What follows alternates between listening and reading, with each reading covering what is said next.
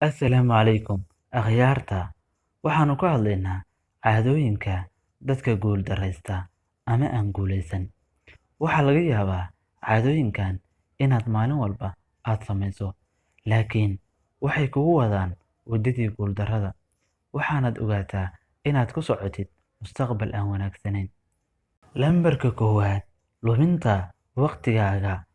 Ku khasaarinta waqtigaaga daawashada TV-ga iyo waxyaabaha aan macnaha lahayn. Haddii aad maalin walba aad waqtigaaga aad ku khasaariso TV-ga ama moobilkaaga oo aadan waxba ka faa'iideyn, run ahaantii waa caado lagu garan karo dadka guuldarraysta oo aan noloshooda aan ka rabin mustaqbal wanaagsan.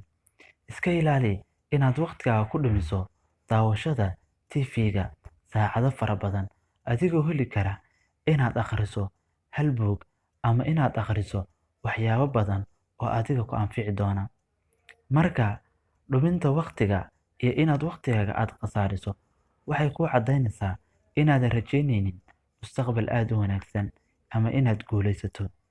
Badanaa Soomaalidu waa dad aan ka faa'iideysan waqtigooda.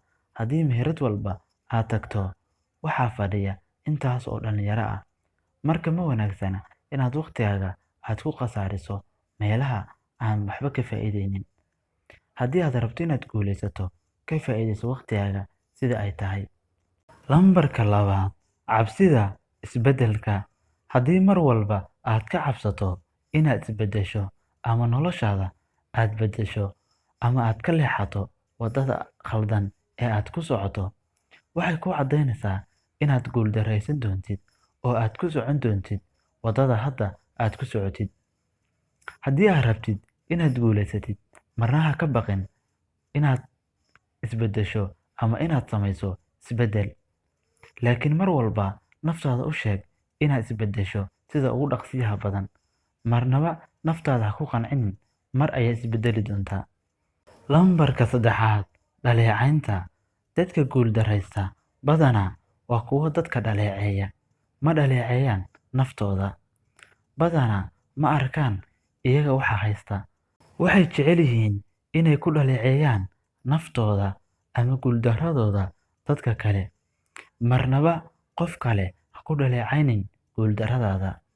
Haddii aad guuldarro la kulanto, ogow guuldarrada inaad adigu keentay. Adiga ayaana guul isgaarsiin kara. Marnaba noloshaada qof kale ha ku eedaynin. Lambarka afraad: waa kuwo ciil qaba. Haddii aad ciil qabto, badanaa waxaad tahay qof guuldarraystay. Marnaba ciil ha u qaadin qof kale. Mar walba naftaada ka adkow. Isku day inaad dadka cafisid.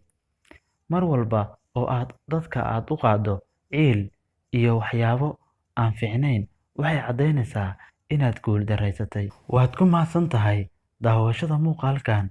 Waxaan filayaa inaad wax badan aad ka faa'iidaysay. Iska ilaali caadooyinka guuldarrada. Fadlan haddii aad nagu cusub tahay, hanaga ilaawin subscribe.